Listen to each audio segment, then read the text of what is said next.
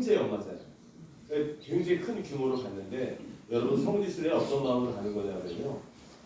각오를 하고 어떤 각오?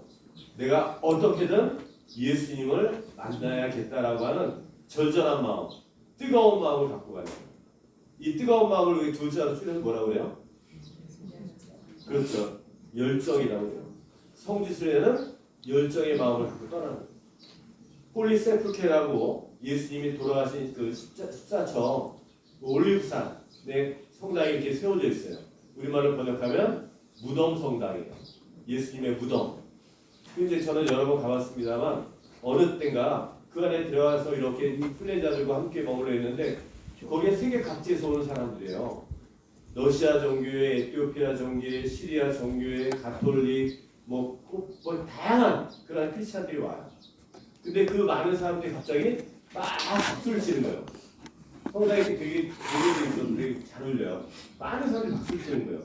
입구 쪽에.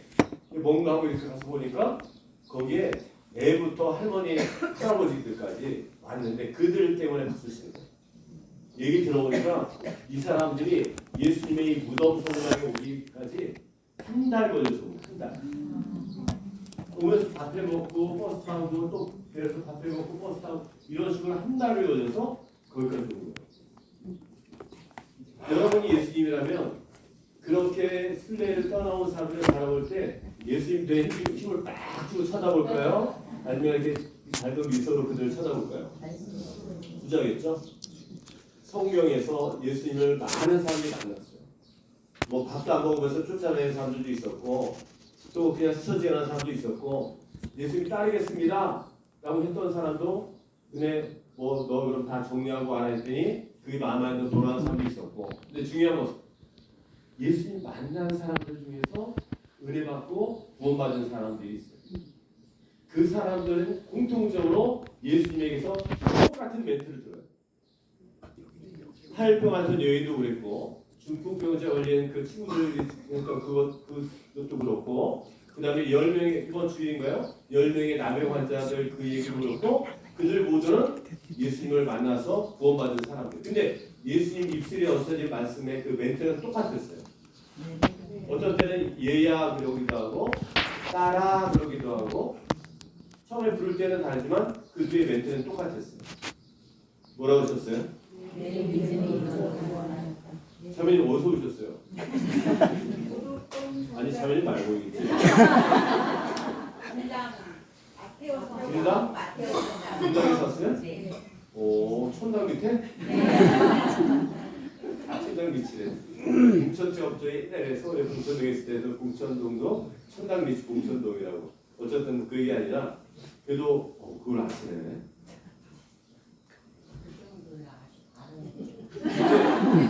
그 정도도 모르는 사회자들이 여기 많아요.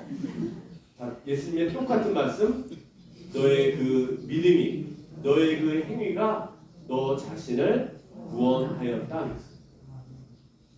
그들이 어떤 행위, 어떤 믿음을 예수님 앞에 보여준 거예요? 삶의 주권이 있어요.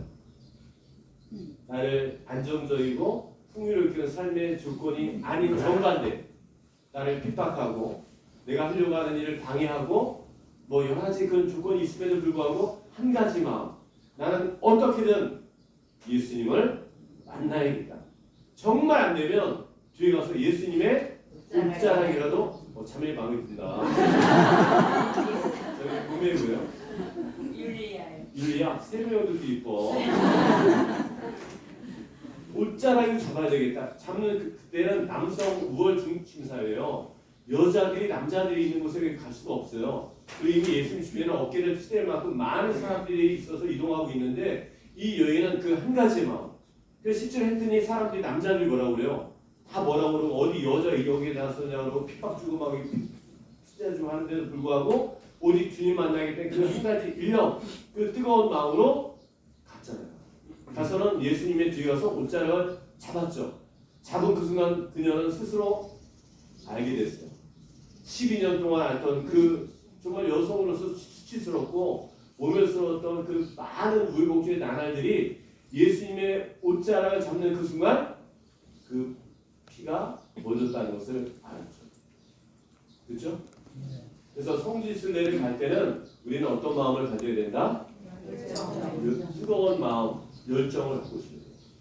그래서 여러분 앞으로 만재 성님이 왔으니까 이제 그거 요즘 다른 성지 갈 때 어떻게 가시게 되냐면 승용차는 버스 타고 오셨죠? 네.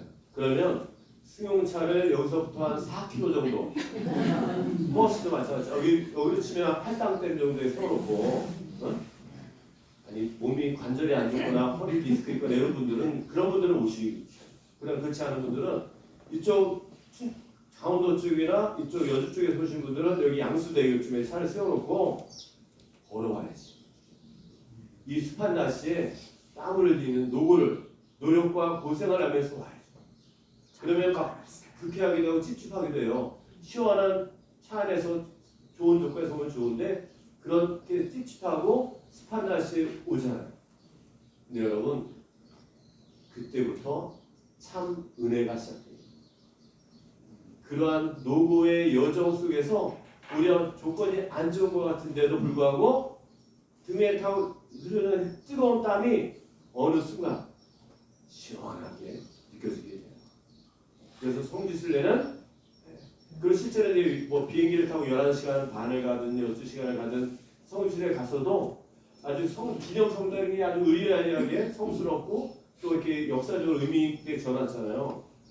저는 그런 데서 성지사도 하지만 적지 않은 경우에는 갈릴레아 호숫가 사막에 가서 광야에 나가서 바람이 심하게 신자들이 다 놀래죠. 바람이 불어서 사막에 제대가 어디 있어요? 어디 돌 하나 있으면 돌 바람이 이렇게 날리고 그러면 뭐 우리 자매님이 한 뭐 머플러나 뭐 하나 가져다가 돌 위에 덮고 비싼보다 차려가지고 비싸게 기적이 일어납니다. 이 포도주 하얀 포도주 미사를 시작해서 나중에 성변화를 하고 양념성치한테 딱 보니까 이제 성변화를 했잖아요. 그 화이트 와인이 성혈로 빨갛게 변해 있는 거예요.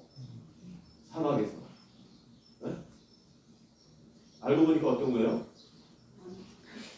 그 사막의 모래바람이 이게 모래가 색깔이 붉은 색깔이었는데 미사하는 동안에 거기 들어가서 색깔이 빨갛게 변하는 거예요. 근데 중요한 거는요. 평화의 인사할 때 다 울어요. 다 울어요. 은혜가 쏟아져요. 그때 어떤 사람은 영혼의 정화의 느낌을 갖고 어떤 사람 자신이 살아온 삶에 대한 커다란 회개의 은혜를 받기도 하고 어떤 사람은 2년 동안 내려온 집도 안 팔렸는데 집도 팔렸다는 연락을 받고 그러니까 이게 뭐냐면 고생하는 짐진 자 모두 나에게 오라고 그러셨잖아요. 네? 내가 너희를 편식하게 하리라. 그만해야겠다. 우리 분당에서 죄인들의 피난처 후대에서 오신 분들 성지 해설 요청하셨죠? 성지 여기 마제 성지 설명해야 되는데 자꾸 쓸데없는 소리 하고 있었나요? 어쨌든 간에 여러분 성지를 찾을 때는 그런 마음. 예를 들면 예수님이 태어나신 마국간 베들레헴 마국간에 성수기에 가면 그 줄을 몇 시간씩 기다려야 돼요. 그 성당 안에 들어가서 그 마국간 내려가는 계단도 좁아요. 그 몇 시간을 서 있는 중에 저기서부터 한 사람이 무릎으로 기어와요. 그리고 그렇게 무릎으로 기어오는 그 사람이 이렇게 가서 그 계단 앞에 서면 좁아요. 계단도. 그 사람에게 사람들이 자리 양보할 거야 안 할까요? 누가 안 한대? 아는 거예요. 이 사람이 이런 아는 거예요. 그래서 기꺼이 자리를 여러분 모세가 하느님을 만났던 산 있죠. 그 산, 시나이, 딩동댕 그 시나이 산에 가면 새벽 1시부터 올라가거든요. 해발 새벽에 올라가는데 올라갔다가 내려올 때는 카타리나 스톤 그 계곡 쪽으로 내려오게 돼요. 카타리나 스톤 계곡으로 내려오려면 거기가 급한데 계단이 나뉘어있어요. 근데 그 계단을 자연석 계단 이런 돌이 아니에요. 막 이만한 돌들이요. 그 몇백 개의 계단을 통해서 계곡 밑에까지 가면 돼요. 그 돌을 누가 놨겠어요? 한 사람. 내가 살면서 지은 죄를 하나님 앞에 내가 회개하겠다는 그런 마음으로 거기에 와서 평생을 살면서 하나님께 오르는 그 계단을 혼자서 놓은 거예요. 불가능해 보이는지만 그 사람이 하나님을 대한 자신의 삶을 대한 태도가 어땠는지 우리가 아는 거죠. 그러니까 우리 안에 있는 마음을 어떻게 바꿔나가는가 이게 중요한 얘기입니다. 이게 그 성지에 관한 얘기를 해야 되니까 이 얘기도 하고 이 성지에 관한 여기 마제 성지에 관한 얘기를 넘어갈게요. 그 제대 앞에 칼이 5개 있죠. 여기 하나 다 들려졌죠? 네. 이 칼이 이제 우리 예를 들면 그 누구죠? 이몽룡이하고 승격대 해가지고 춘향이가 이몽룡이 때문에 이제 감옥에 가잖아요. 감옥 갈 때 주인기 찾던 그 칼이에요. 마제 성지 5개잖아요. 이 마제 성지는 5명 한 가족이에요. 이 5명이 죄인이었다는 거예요. 그리고 이들 모두는 비참하게 죽었어요. 네? 그런데 오히려 교회는 전 세계 모든 교우들에게 이 식구를 본받으라고 선포했어요. 그래서 성인이 됐고 다 복자가 됐어요. 3분은 성인이 됐고 2분은 복자가 됐어요. 그럼 이분들이 어떠한 뜨거운 마음으로 주님을 향했는가에 대한 그 결을 여러분이 오늘 좀 듣고 가고 여러분의 영혼에 좀 입고 가신다면 실제적인 여러분의 일상을 주는 여러분의 영혼에 좀 더 그렇죠? 힐링이 되거나 자극이 되거나 회개의 어떤 단초를 마련하지 않겠어요? 자, 이 5명의 식구들, 자, 이 동네 사람들입니다. 이 동네는 나주 정씨들의 집성촌입니다. 여러분들이 나주 정씨 있으면 흔들어 보세요. 진짜요? 자, 박수. 진짜 공부의 정자 써요? 네. 아니 공부했다 아니에요. 어떤? 나나정자? 나라정자에 나라정자. 나나정자인데 나주정씨를 써요? 예. 무슨 파예요? 삼성. 지금 그러면 나주정씨가 지금 전국적으로 몇 명쯤 있는지 혹시 아세요? 그건 모르겠어요. 10만 명 정도가 돼요. 진짜 만나기 어렵죠. 예. 왜 그런- 힘들어요. 왜 제가 박수 치자고 했냐면 이 나주정 씨들하고 요 강 건너에 있는 안동거시 형제들 때문에 오늘날 제가 있는 거고요. 여러분들이 있는 거예요. 세계에서 유래를 찾아볼 수가 없고 예수님 재림하신 그날까지도 이런 일은 있을 수 없어요. 왜? 전 세계에 있는 모든 나라는 선교사들이 들어가서 신앙을 전해줬어요. 근데 이곳은 요 강 건너에서 발생한 거예요. 뭐가? 신앙이 발생한 거예요. 바로 나주정 씨들과 안동건 씨들이 주축이 된 강학회를 통해서 발생한 거예요. 근데 그들이 모인 이유는 신앙 때문에 모인 게 아니에요. 교회 때문에 모인 게 아니에요. 그때는 신앙 교회 이런 것 자체가 이 땅에 없었어요. 그들이 모였던 이유는 백성들을 바라보는 치근한 마음들. 너무 백성들이 힘들게 사니까 어떻게든 이 백성들이 좀 더 나은 삶을 결국 지금 말로 하면 그걸 애국심이라고 하죠. 그래서 이 젊은 학자들이 모여가지고 그때 시대적으로 외국에서부터 서양 문물들이 들어오고 책들이 들어오는 그때였어요. 이들이 그걸 가져다가 공부를 시작한 거예요. 이유는 힘들게 고통 중에 있는 백성들의 좀 더 나은 삶 그런 위해서. 그렇게 시작했던 이 학자적인 욕구들이 공부를 하는 과정에 자들도 모르게 영적인 욕구, 종교적인 욕구까지 올라가 버렸어요. 그래서 그 강학기를 끝나고 각자 살던 동네로 왔잖아요. 이 마제로 돌아왔고 이 강 건너 살던 그 저기 안동고 씨들 어디 살았냐면 여러분 대성리라고 들어봤어요? 네. 응? 네. 그걸 어떻게 하지? 그렇죠. 아니 차 타고 MT 가는 그 대성리가 아니라 석리 석. 그러니까 조선시대 때는 한가운데에 납했던 그 동네예요. 그러니까 공부를 열흘 동안 마치고 나서 그 동네로 돌아가서 이들이 뭘 하냐면 7일, 14일, 21일, 28일을 지켜요. 이게 무슨 개념일까요? 주일 개념. 그러니까 이 땅에 교회 뭐 이런 거 자체가 아예 없던 시절에 그래서 그들은 그들은 일을 안 하고 학업도 안 하고 그냥 하루를 명상하면서 하루의 자신의 삶을 성찰하는 시간들 그렇게 시작한 거예요. 그러다가 공부가 이게 우리끼리 의문안에 공부가 너무 좁으니까 우리 누구가 제대로 한번 해자해가지고 그들 중에 한 사람을 뽑아서 그때는 뭘 배우려면 다 중국으로 왔어요. 중국으로 한 사람을 보내요. 그래서 그 사람이 가가지고는 북경에 가서 북경에 있는 천주당, 북당이라고 그러는데 지금 장성이라고 큰 있잖아요. 그거 바로 앞에 있어요. 지금 이사 가서 저로 갔는데 바로 앞에 거기에 가서 이 서양 문물을 조선을 대표해서 왔으니까 배우기 시작하면서 이제는 이게 말이 안 통해요. 그러니까 이제 필담을 했는데 머물러 있는 동안에 그렇게 해서 학문을 배우고 천주교 교리를 배우고 해서 이 땅의 사람으로서 최초로 세례를 받아요. 그 사람. 혹시 누군지 아세요? 대답하시는 분들 목에 다 뭘 쳐먹네. 무슨 데서 왔나봐요? 미리 공부하고 오셨어요? 여러분 성지 갈 때도 미리 공부하고 기도하셔야죠. 그 은혜가 몇 법전입니다. 진짜로. 예를 들면 이스라엘 성지를 간다. 뭐 지금 뭘 싸갈까 반찬 뭐 싸갈까 이런 거 하지 마시고 몇 달 전부터 공부하시고 또 기도하시고 그러면 막상 현지에 가면은 그 은혜가 이루 받았어요. 그리고 그 술을 마시고 여러분 분당으로 돌아왔잖아요. 그럼 똑같아요. 바뀌지 않았어요. 그냥 주일날 신부님이 복음을 읽을 뿐인데 그 전까지는 복음이 귀로 들렸잖아요. 그렇게 은혜롭게 성지순례 다녀온 사람들 그 뒤로는 복음 말씀이 귀로 들리지 않아요. 3D, 4D로 총체적으로 진짜로 그렇게 돼요. 여러분 아직 혹시 기회 안 가신 분들은 꼭 성지순례를 다녀오시기 바라고요. 돈이 없다? 그럼 지금부터 기회를 만드세요. 자, 무슨 얘기가 여기 배우기가 나왔지? 어쨌든 그 이승원 베드로가 누구냐 하면 여기에서 같이 공부했던 나주정식 학자들이 있죠? 정약전, 정약종, 정약용, 네? 요 누나, 요 형제의 누나의 남편이 바로 이승원 베드로예요.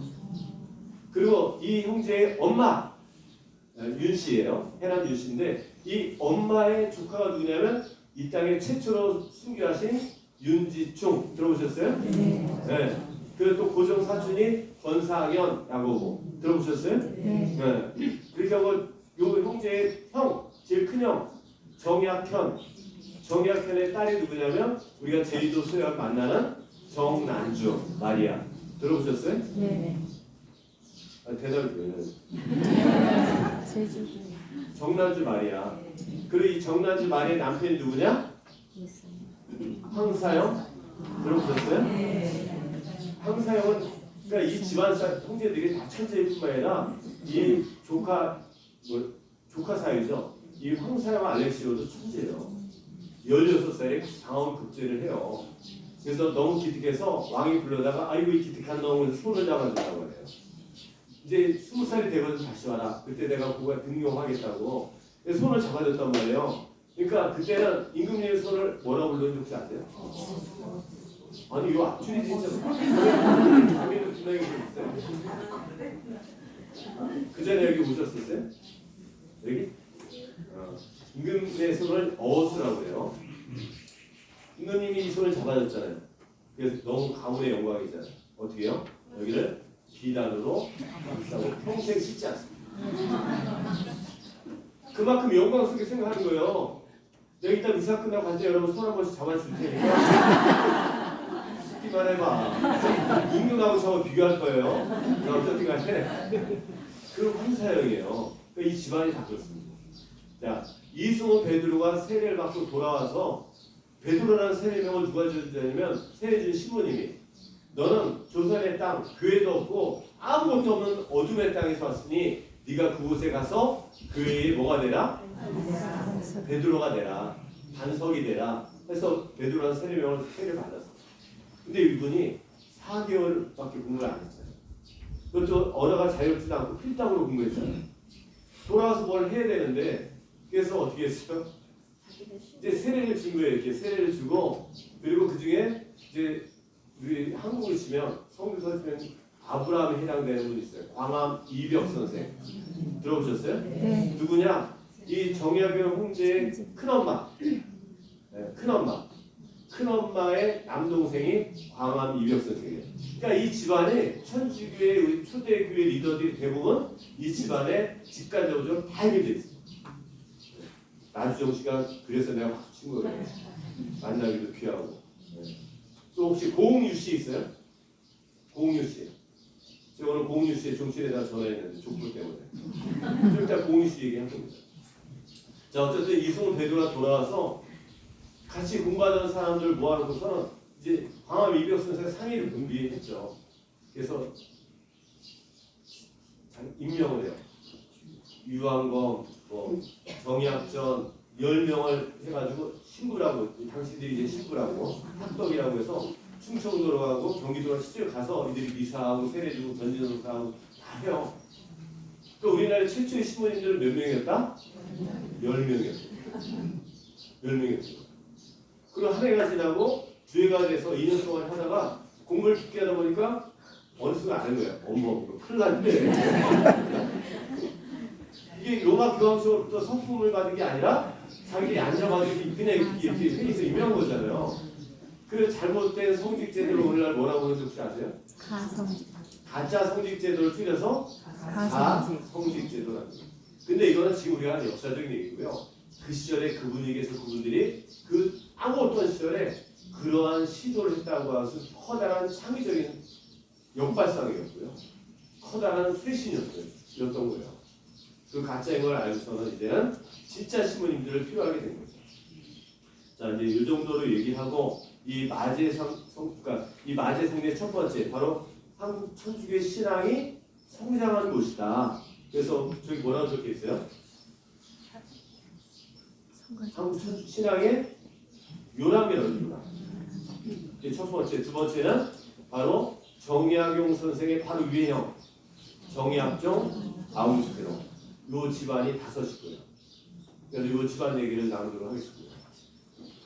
부인은 신자가 아니었어요.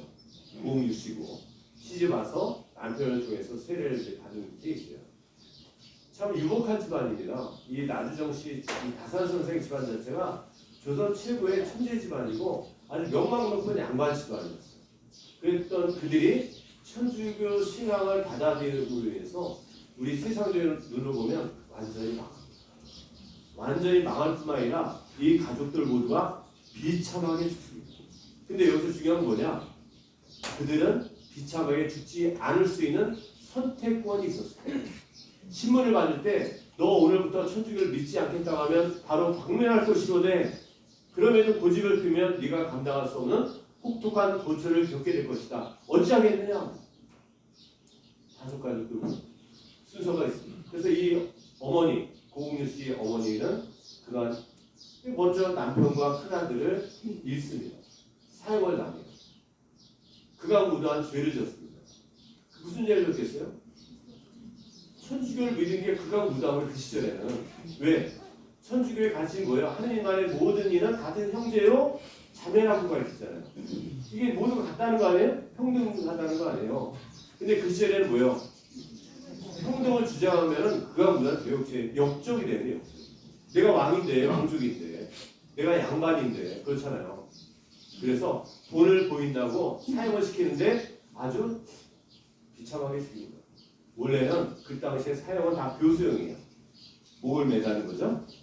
부모로부터 물려받은 몸을 함부로 훼손하지 않는다는 사상이 있어서. 근데 천주교 사람들에게는 전부 다 참수형을 시킵니다. 그리고 목을 매다는 거예요. 니네도 천주교를 믿으면 이렇게 비참하게 죽을 거라고 하는 돈을 보이는 거예요. 그래서 그 남편과 큰아들이 우리 여기 서울의 서소문에서 이렇게 참수형을 받아 돌아갔습니다. 이 아우스팅 이 가장 이 한 사람의 역할이 얼마나 중요한지 이 가족 모두를 정말 성화시키고 성인품에 오르도록 그렇게 하신 분이에요. 그래서 여러분도 마찬가지, 오늘 미사에 오신 여러분도 마찬가지입니다. 여러분도 여러분의 가족이 다 구원받기를 원하시잖아요. 간절히 원하시잖아요. 그렇기 때문에 여러분을 그 가정의 선교사로 파견하신 거예요. 누가? 하느님. 그래서 여러분의 가족을 구원에 이끄는 역할은 바로 여러분에게 있는 거예요. 외국의 선교가 할 것이 아니라 여러분의 가정 안에서 그래서 마더델에서는 스스로 이끌어서 나는 주님의 뭐라고 얘기했어요? 자매님 그전에 다녀가셨죠? 나는 주님의 몽땅 연필입니다. 프란치스코 성인은 뭐라고 했어요? 나는 주님의 평화의 도구 되게 해달라고 했잖아요. 그럼 여러분 주님 앞에서 여러분은 저는 주님의 뭐라고 고백하고 싶어요?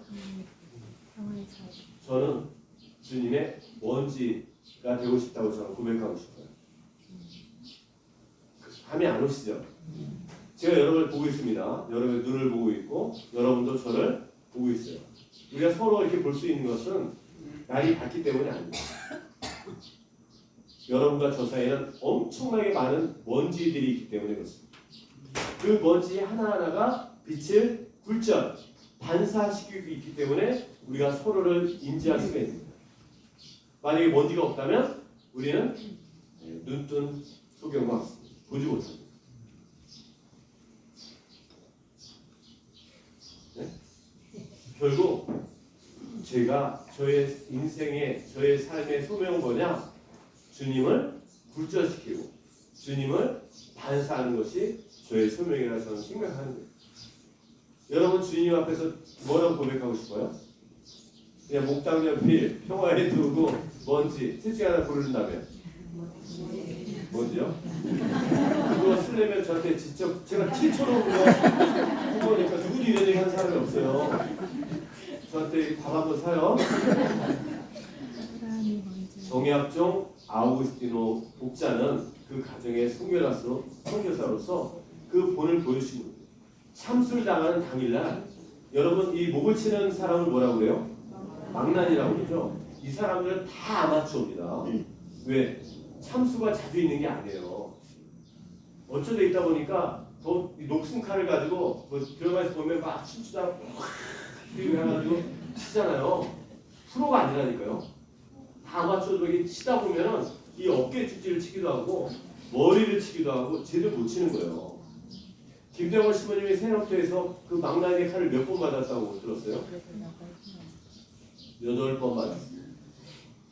받을 때마다 김대원 신부님은 의식이 있던 거예요.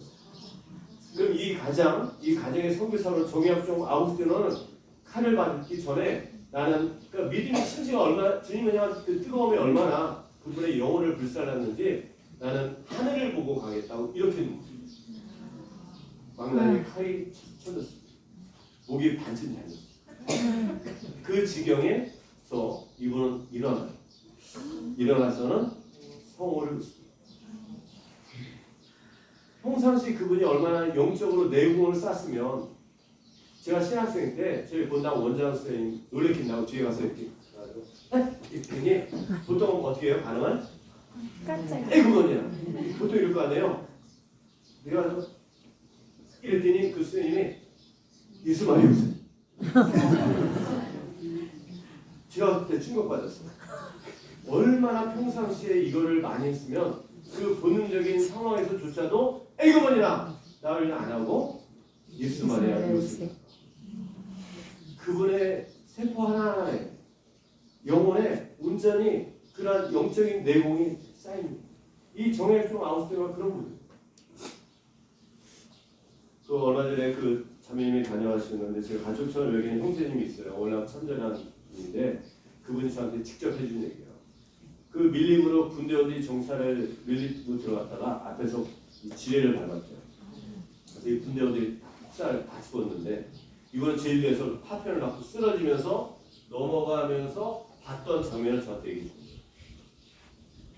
그 앞에 죽었다고 얘기했던 정사 하나가 딸딱 일어나는 거예요. 딸딱 일어나서는 성호를 긋대요.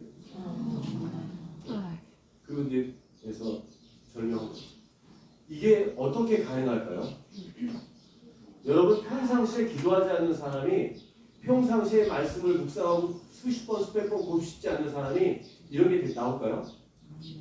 주변을 의식하고 체면을 생각하고 자존심을 생각하는 사람들이 상황 속에서 이런 게 나올까요? 몇 달 전에 음식점에 갔더니 그 맛집에 손님들이 많았는데 음식이 나왔는데 돌려본 게 아닌데 옆에 있던 20대 후반 30대 초반에 커플이 앉아 있었는데 그 남자애가 돌려본 게 아닌데 이래요. 여러분 웃지만 저는 되게 기분이 좋았어요. 사람들이 쭉 있는데도 그거 의식하지 않고 주님의 기도의 결실이 맺혀진 거 아니에요? 오늘 저에게 일용할 양식을 주소서라고 기도하잖아요. 그래서 밥상머리에 일용할 양식을 주셨잖아요. 누가? 하느님이. 그러면 어떤 기도를 해야 돼요? 감사합니다. 그 어린 친구가 거기서 하느님 성호경이잖아요. 그쵸? 성도와 성호경. 응? 부를 성 하느님이에요. 하느님을 부르는 기도에서 성호경이에요. 네? 여러분도 영혼에 그런 하느님의 거룩한 여러분 세포 하나하나에 하느님을 닮은 그 뜨거운 마음의 그 기운이 스며들기 바랍니다. 정약종 아우슈비노자는 바로 그런 분이었어요. 그래 돌아가서 이제 어린 아들과 둘째 아들이죠. 큰 아들도 죽었으니까 이제 어린 아들, 어린 딸을 데리고 먹고 살 수가 없는 영혼이. 그래서 살던 서울을 떠나서 시댁인 여기로 돌아옵니다. 돌아왔더니 동네 다 집성촌이라고 그랬잖아요. 사람들이 다 손가락질하면서 욕을 합니다. 니네 때문에 우리 집안이 이 지경이 됐다. 우리 가문에 불명이 입었다. 다 그렇게 욕을 하고 있어요. 여러분에게 누가 자존심 상할 말을 하거나 기분 나쁘게 이해관계에 얽혀서 그렇게 볼 때마다 그러면 어때요? 서로가 이렇게 안 좋으면 정말 지옥 같잖아요. 성당에 딱 왔는데 제일 먼저 뭐예요? 성당에 들어와서 그 인간이 왔나 안 왔나? 왔으면 어디 앉았나 봐서 저기 앉아있으면 내가 이쪽 가서 앉잖아요. 네? 근데 그 마음에 평안이 없어요. 그래서 용기 내서 고백성사를 보죠. 회개하는 마음으로 고백성사 보고 신부님한테 좀 혼돈하고 어쨌든 홀가분한 마음으로 영혼의 짐을 내려놓고 고백성을 딱 나오는 논리로 딱 나오는데 그 인간의 복이 딱 써있네요. 무슨 얘기예요? 이 어머니는 그들의 욕과 비난을 똑같이 갚지 않았습니다. 남편을 닮은 기도의 결실이 이 어머니에게 있었던 거예요. 그래서 그들을 어떻게 대했느냐? 여러분, 우리 마음에는 늘 이해가 상충하는 두 가지 마음이 생겨요. 누가 나를 자존심을 긁거나 기분 나쁜 소리 하면 두 가지의 마음이 내 안에서 싸우지 않아요? 네? 그래서 세상적인 마음, 저걸 다 머리도 내가 다 뽑아버리니까 그냥 옛날 같으면 내가 저걸 이런 마음이 있는 거고 한편에는 그래도 내가 내죠. 예전에 내 프리스님 단장도 했는데 그래도 성모님 닮은 마음으로 주님 닮은 마음으로 이 두 개의 마음이 여기 안에서 딱 서로 막 둥근다니까요. 이게 막 심해지면 내가 하루가 지옥 같아요. 이런 심한 갈등 이 안에서 전쟁 이 통해서 선택하는데 나에게 익숙한 세상적인 방법이 아닌 바로 성모님 닮은 마음 주님 닮음의 그 말씀을 선택하는 사람들이 갖는 귀한 결실이 있어요. 크리스찬 최고의 덕목이 그래서 열매를 맺는 순간이에요. 그 결실을 우리는 두 글자로 뭐라고 그래요? 힌트를 드리면 온자로 시작하고 일자로 끝나요. 웃지 말고 여기다가 박으세요. 여러분은 그걸 배우셔야 돼요. 온유는 참는 게 아니에요. 이 안에서 지지고 볶고 싸우지만 내가 성모님 닮은 그 선택을 하는 거예요. 그래서 크리스찬 제일 강한 사람들은 온유를 입은 사람들이에요. 어쨌든 간에 이 어머니는 남편을 통해서 기도의 결실을 온유의 덕으로 피워낸 거예요. 이 결실이 또한 누구한테 맺혀지냐? 그 어렸던 둘째 아들이 있죠? 둘째 아들이 혹시 누군지 아세요? 이 성당의 주보성이기도 합니다. 정화상 아우르. 자, 질문할게요. 여러분 다 아는 만한 대로 이 땅에 우리나라 사람 중에 최초로 신부님이 되시기로 확정되신 분은 누굴까요? 어떻게 알았어요? 우리 자매님, 우리 서포신 자매님 안경 안 쓰세요. 어떻게 알았어요? 네. 아니 신부님들도 모르는 얘기예요. 대부분 순례객들은 당연히 김대관 안드레아 신부님이라고 대답해요. 아니에요. 정화상 바오로가 어떤 삶을 사는지 다 얘기할 수 없습니다. 아주 짧게 단편적으로 얘기하면 아버지하고 형이 죽었잖아요. 비참하게 천주교 때문에. 그러면 집안이 쫄딱 망했잖아요. 천주교에 천자 만들어도 경기가 이렇게 해서 돌아보지도 않을 거 아니에요. 그런데 이 정화상 어린 정화상은 오히려 신앙을 배우고 있던 어머니 앞에 어머니 제가 아버지가 형이 그래서 천주교가 어떤 쪽이 더 알고 싶습니다. 그래서 어머니를 떠나서 서울로 갑니다. 한양으로 가요. 명동으로. 거기에 가서 우리가 천주교를 공부해요. 그러다 더 깊게 공부하겠다고 어디 가냐면 또 돈집을 싸가지고 그렇게 멀리 여행해 본 적이 없어요. 한 번 평생을 살면서 우리 지도의 제일 북쪽 네? 압록강변에 있는 무산이라고 하는 지역이 있어요. 지금도 그대로 그 지명이었어요. 무산. 그 무산에 유에 와 있던 천주교 학자에게 가서 3년 넘게 천주교를 깊게 공부하는 거예요. 삶을 대하는 인생을 대하는 그의 열정을 보고서 당시의 주교님 앵베르 주교님이 그를 바라보면서 이런 생각을 하는 거예요. 저 젊은이들 사제를 만들어야겠다. 왜냐면 앵베르 주교님이 한국말 잘 못하잖아요. 이 땅에 오신 외방 성의 신부님들도 한국말 제대로 못하잖아요. 키가 크고 뭐 얼굴 생긴 게 다르니까 그다 다닐 때 그 상복을 입고 이 가슴이 큰 거 쓰고 얼굴 이렇게 가리고 다녔잖아요. 그게 아니라 토종 한국 사제를 만들어야겠다. 그래서 실제로 정화상 바울을 들여다가 신학을 가르치고 라틴어를 가르치고 합니다. 그러니까 최초로 이 땅에 신부님으로 확정되고 대기로 확정되신 분은 정화상 바울. 왜 못 되셨을까요? 아까 상식이라고 왜 못 되셨을까요? 나이는 적당했는데 아시면서 좀 변호사 왜 못된 이유는요. 같은 해에 39년입니다.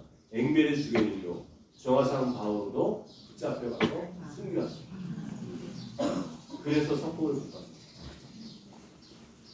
여러분 진득하게 그러니까 조금 더 옆으로 얘기하면 정화상 바울은 순교하기 몇 해 전에 국경을 오가면서 이 땅에 진짜 사제가 한 명도 없었으니까 신부님을 모셔야겠다고 이 땅에 조선 사제를 만들어야겠다는 마음으로 결국 모방 신부님을 통해서 3명의 소년을 신학생으로 유학을 보내요. 누구예요? 3명. 김대원, 최영호, 최방재. 자연이 진짜 많이 하시네. 자 이렇게 마카오에 가서 공부를 시작했어요. 공부를 하는데 이 3명의 신학생들 중에 누가 공부를 제일 잘했을까요? 아니, 아무나 찍어봐요. 김대원. 자 1, 2, 3. 1번 김대원. 땡. 최영호. 땡. 그러니까 하느님의 방법은 이렇게 묘하다는 거예요. 그냥 길가에 벌린 돌을 가져다가 하나님이 역사하시면 뜻을 세우면 우리가 상상할 수 없는 어마어마한 그런 영광을 입기도 한다는 거예요. 최방재 가르치는 쪽쪽 다 흡수하고 알아듣다는 거예요. 근데 우리가 아는 것처럼 손톱병에 걸려서 일찍 사망하게 됐어요. 자 이제 둘 남았습니다. 김대건, 최영호 둘 중에 누가 공부를 잘했을까요? 1번, 2번. 눈치가 제가 이걸 아는 이유는 직접 가르쳤던 신부님이 주교님한테 사목 보고서를 쓰게 돼 있어요.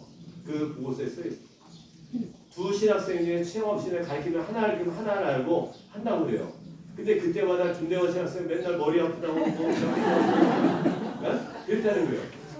우리가 아는 사실과 다르잖아요. 그런데 하나님의 뜻이 있으니 하나님의 역사가 김대원에게 있으니 나중에 그가 이 땅에 돌아왔을 때 이 땅에 살던 신문하던 정부의 사람들은 김대원을 보고서 욕심이 나는 거예요. 외국말을 너무너무 여러 나라 말을 너무너무 잘하고 세계 비전, 세계의 흐름에 대해서 너무 해박한 지식을 갖고 있고 네가 천주교 그것만 버린다면 정부에 등용해서 쓰겠다는 이걸 엄청난 비유를 하잖아요. 하느님의 방법은 그런 거예요. 그런 면에서 여러분도 희망을 가지세요. 여러분 가정에 파견된 하느님의 선교사로서 그 소명감을 자각하시라는 거예요. 아멘. 그래서 이 정화상 바울도 붙잡혀가서 괴수로 천주교의 괴수로 지명해서 처음엔 톱지령을 당합니다. 상상이 안 되죠. 여러분 순교가 이성적으로 쉬운 거 아니에요. 유령서원에 예전에 저희 아버지가 유영도 끝나고 나서 저는 아들만 5입니다. 끝나고 나서 아버지가 성냥불을 켜라는 거예요. 이거 끝났는데 딱 켰더니 그 손가락에다 갖다 대려는 거예요. 미쳤어요?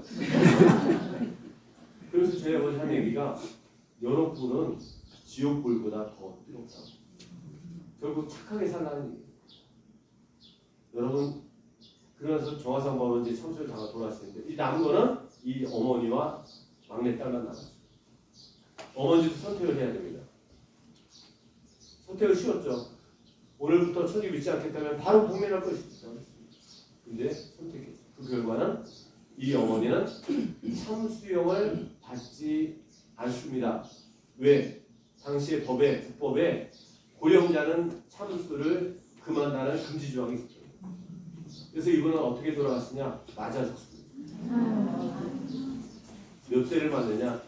이게 11월 달 얘기예요. 그때는 11월 달에 아주 추워요. 230대를 맞아요. 잡혀갔을 때 옷을 따뜻하게 입은 것도 아니고 버선을 따뜻하게 신은 것도 아니고 감옥에 누가 먹을 음식을 갖다 넣어주지도 못합니다. 왜? 천주교 신자라는 게 밝았대요. 먹지 못하고 입지 못하고 그 옷에 많은 매를 받은 이분이 결국 감옥 바닥에서 마지막 숨을 예수 마리아, 예수 마리아, 예수 마리아 하면서 돌아갔어요. 돌아갔을 때 이 어머니의 연세가 83세입니다. 우리 율리아자매님보다 위에요, 아래요? 한 살 차이라고? 근데 안타까운 것은 우리가 그 어머니의 이름을 몰랐어요. 여러분 인터넷 검색해 보면 유소사 이렇게 써 있어요.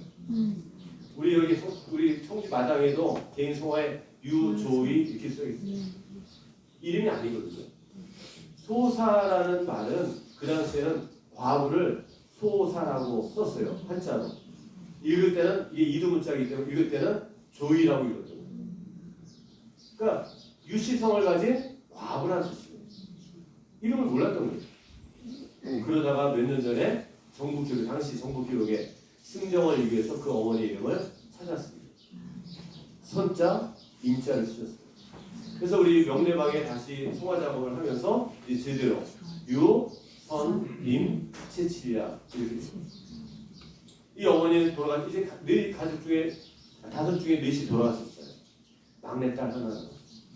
여러분 명례방 가서 보면 그 한 분하고 성화 말고 가족 전체 그 성화장 성화가 있어요. 거기 보면 가족들이 다 하나 승리의 그 월계에 간 그 나뭇가지 하나씩 들고 있는데 이 막내딸만 하나 꽃을 하나 더 들고 있어요. 하얀 꽃. 아직 못 보셨어요? 이따 가서 보세요. 중동에서 가장 큰 성당이 성모님이 가브리엘 대처사를 만났던 그 동굴 위에 세워져 있어요. 엄청나게 큽니다. 근데 그 성당을 나와서 멀리서 그 성당 이렇게 보면은 그 성당이 바로 이 막내딸이 들고 있는 꽃과 똑같이 생겼어요. 바로 순결, 동정이라는 뜻입니다. 막내딸은 이제 혼자 남았어요. 신문을 봤습니다. 너희네 가족이 이렇게 있는데 네가 살고 싶지 않느냐? 살고자 하면 믿지 않겠다고 말해요. 바로 박멸할 때 쓰러지겠다. 막내딸 선택합니다. 그 선택의 결과는 5 가족 중에서 가장 비참하게 죽습니다. 그래서 중요한 거는 이 가족들 모두가 늘 선택할 수 있었던 거예요. 그리고 그의 선택 결과가 어때요? 처음에는 12월 달 얘기예요. 처음에는 곤장을 낳습니다. 여러분 곤장 보셨나요? 뒤에 해미읍성, 해미성지 가면 거기 형들 엎드리는데 이렇게 힘들어 엎드린 게 있고 곤장이죠. 네. 그 옛날에 저 갔을 때 그 있길래 그냥 장난삼아 한번 엎드리니까 어떤 분이 엎드렸어요. 같이 가는 그 여행이. 그래서 거기다 지금 쫄실 때 곤장을 가서 내가 아니 쓰게 장난인지 여기 그냥 이렇게 쳤는데 그냥 아파 죽겠다고 막 반박했다고 그랬어요. 그리고 그 사람을 오랫동안 못 봤지. 그러다가 올 봄에 여기에서 그분이 왔어요. 만났어요. 그분이 가면서 저한테 과일을 사주고 갔어요. 그런 거 보면 저한테 한을 품은 건 아니에요. 곤장, 조선의 기록에요. 곤장을 100대 이상 맞았다는 기록 자체가 없어요. 무슨 얘기예요? 100대를 맞기 전에 다 죽는 거예요. 다 죽는 거예요. 그러면 이 막내딸이 분장을 몇 배를 받느냐? 340배. 아, 말이 안 되는 거예요. 말이 안 되는 거예요. 그럼 어떻게 결국 한 번에 맞이 다 죽어버리니까 한 번이 아니라 여러 번에 걸쳐서 맞은 거예요. 그리고 매번 선택할 수 있는 신문의 기회가 있었어요. 10여 대 조선시대에는요 여자라고 안 봐줍니다. 그 10여 대에 그냥 치마를 벗고 생쌀을 그 넓은 분장을 갖고 치는 거예요. 몇 대 맞이 나서 터지고 피떡이 되고 20대를 맞았을까요? 30대를 맞았을까요? 피떡이 된 그 몸을 질질 끌어 감옥에 갔어요.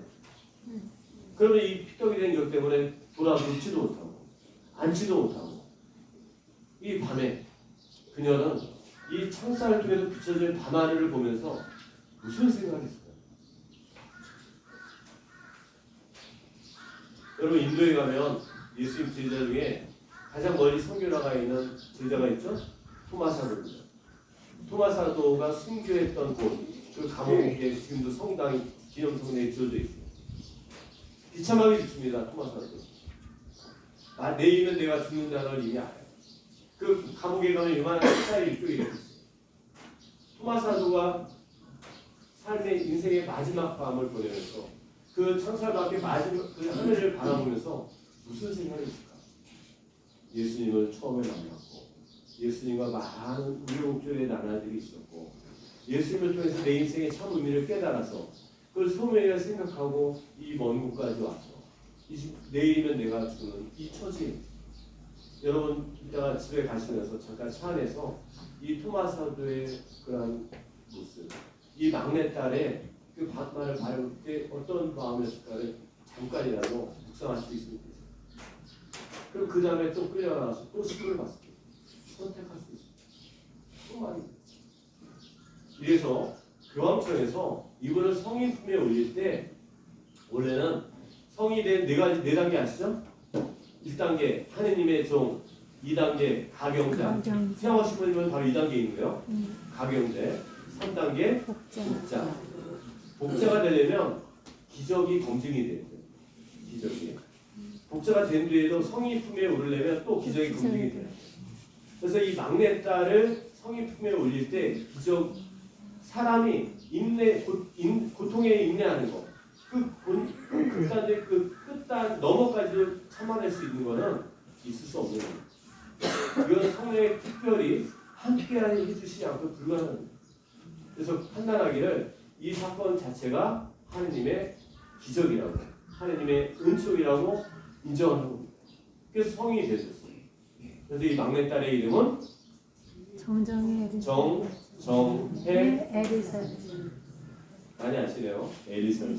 이따 가셔서 한번 보시면 좋겠습니다. 자, 그러면 여러분 이제 결론입니다. 우리는 기도할 때 우리 가정의 건강과 행복을 위해서 기도합니다. 좀 더 유복하고 안정된 삶을 청하면서 기도합니다. 근데 이미 이 가족은 다 원래 신앙을 갖기 전에 그렇게 살던 분들이에요. 우리가 신앙을 가지고는 쫄딱 망했습니다. 그럼에도 선택할 수 있음에도 불구하고 왜 그들은 세상적인 관점에서 보면 비참하게 죽은 선택을 했을까요? 여기에 신앙의 비밀이 있는 겁니다. 그 신앙의 비밀이 뭐냐? 이것만 얻어가시면 여러분 오늘 강론의 요침. 이 식구 5명은 바로 예수님께서 하신 그 말씀이 이 비참한 내 인생 속에서도 반드시 성취될 거라고 그렇게 확신한 겁니다.